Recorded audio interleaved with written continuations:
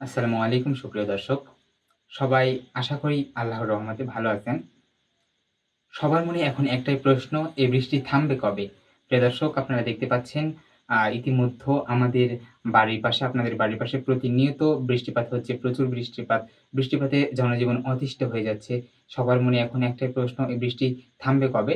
আজকেও ঢাকা শহরে কিন্তু বৃষ্টিপাত হয়েছে এবং আবহাওয়া অধিদপ্তর জানিয়েছে এই বৃষ্টিপাত আগামী ২-৩ দিন এরকম থাকতে পারে।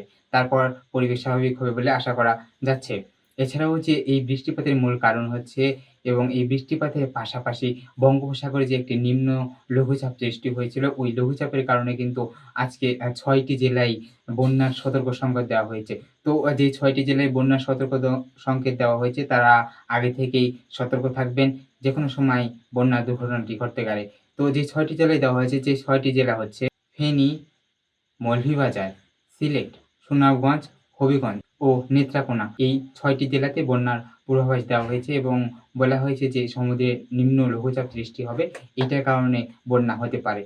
সুপ্রিয় দর্শক, এই মুহূর্তে কিন্তু দেশের অবস্থা বন্যার দিকে চলে যাচ্ছে এবং সবকিছু একদম বন্যার পানিতে তছনছ হয়ে যাচ্ছে।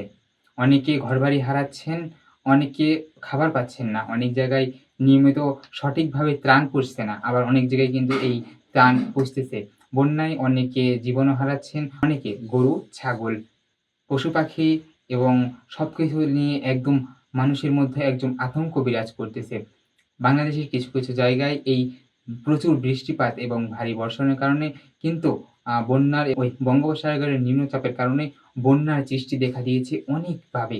অনেক প্রকল্প বর্ষাকালের আগেই এই বন্যা শুরু হয়েছে। এই বন্যায় কিন্তু অনেক ক্ষতিগ্রস্ত হচ্ছে। অনেক জায়গায় নিয়মিত খাবার পাচ্ছে না, অনেক জায়গায় কিন্তু ত্রাণ পাচ্ছে না।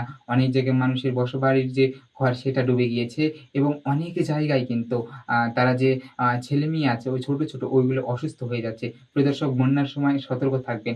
বন্যার সময় সতর্কতা কিন্তু সবথেকে বেশি গুরুত্বপূর্ণ। বন্যার সময় আপনাকে পদক্ষেপ গ্রহণ করতে হবে যে কাজ করা যাবে না। যেমন বন্যার সময় কিন্তু পানির প্রচণ্ড অভাব থাকে।